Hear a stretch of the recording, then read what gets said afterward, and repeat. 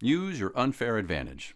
When you want to create content, launch a business, build a personal brand, anybody who knows anything seems to say leverage your unfair advantage.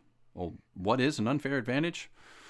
Could be a lot of different things or an intersection of multiple things. If you live in a unique environment, make it your backdrop. Are you someone with a pretty face? Put that moneymaker front and center. Do you know a desirable skill? Make it part of your brand. For example, Ali Abdaal, he was a doctor and medical school was a big part of his early content. Misha is an accountant and that gives a pretty good amount of financial weight to her, a good weight to her financial advice. But what happens when your unique skill, your advantage, is the thing you're trying to escape? That's the skill trap. Here in the US, almost all of us express what we do as a statement of identity. We don't say, I practice medicine, or I manage accounts, or I write computer code. We say, I am a doctor. I am an accountant. I am a programmer. It's not what we do. It's who we are. It doesn't happen all at once. It builds up over years, going from something you learned to a part of you to defining who you are. By the time you realize that you want to do something else when it comes to business or exchanging value with people, you can't think of yourself as anything besides your skill. I've spent most of the last 30 years paying every bill by herding computer code. It's something I do capably, but I do other things capably too. I describe myself as a 30-year veteran computer programmer, but that's actually not even one continuous period of time. In that time, I've also been a company founder, a CTO, a personnel manager, an instructor, and a lot of other things. I actually really like knowing how to program computers. I just don't want to define myself as a programmer. Is there something that you call yourself every time you meet someone new or sign an email that describes only one tiny facet of yourself? And maybe not even the one you want to define you. I've been doing that for 3 decades in spite of knowing what's happening. I still do it. What are you doing right now for work? Is it fulfilling? Or do you feel like you're stuck there because you don't know where else you can go? Or are you doing anything at all? By 2023, I was working as a senior manager for a major corporation. The pay was great.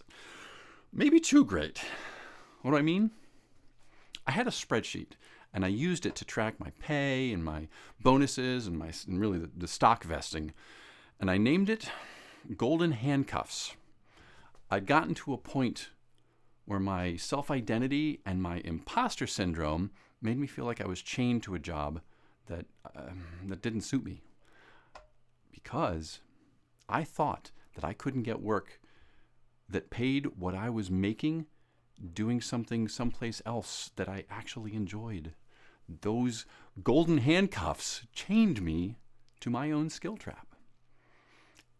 Well, I got laid off at the end of 2023, and it seemed to validate all of my fears.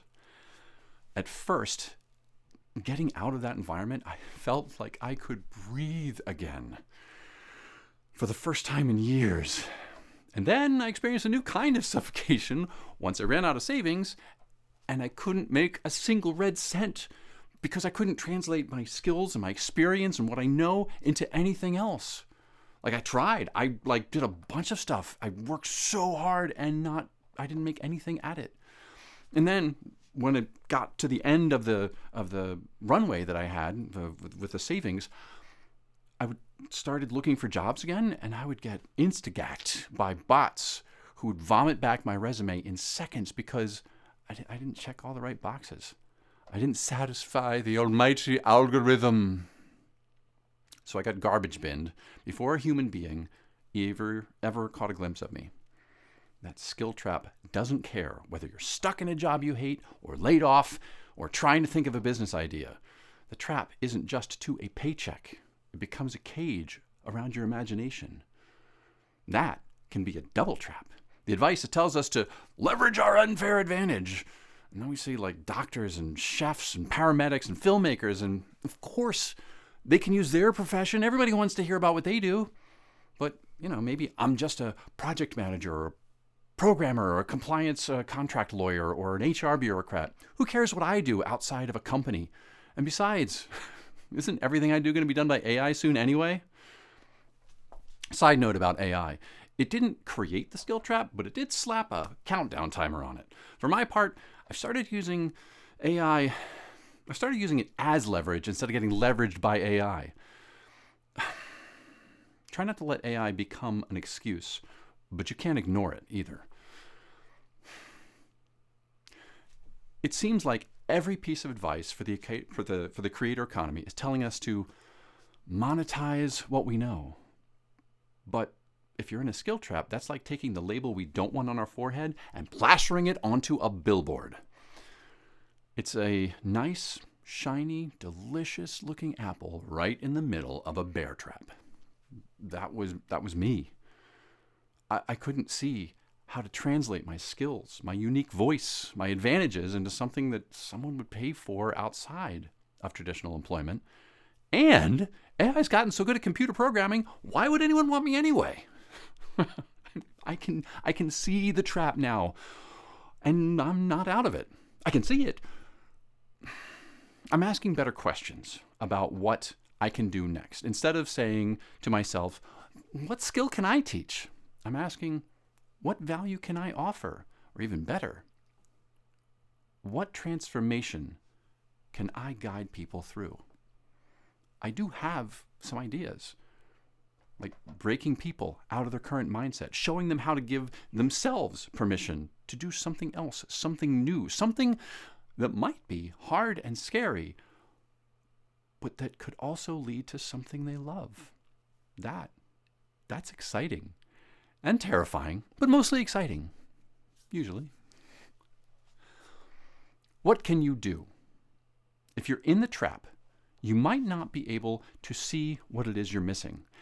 You can try helping yourself with AI, but it can only reflect back what you give it. And if everything that you feed into it is bound by that caged imagination, then you're only going to get back variations on your skill trap, or like generalized advice that could apply to anyone or no one. Try asking someone who knows you well. Probably not a coworker, unless you've known them since before you worked there together, because the people you work with, they might already associate you with that skill trap identity. Someone who knows you outside of work would be better. Like a really good one would be your husband or wife. A close friend would be good. People you play board games with, people you go to church with, your parents, even your kids if they're old enough. Ask them what they think you're good at. Ask them what other people in your social circles. Ask them what other people in your social circles think of when they think of you. What do people come to you for? What do the people in your life appreciate about you? The answers, if you're anything like me, will surprise you. What's even better is that when you start tapping into that, you might start to find that you surprise even yourself. You are allowed to become something else, someone else, and you're also allowed to not know what that is yet. Stick with it. I'll see you soon.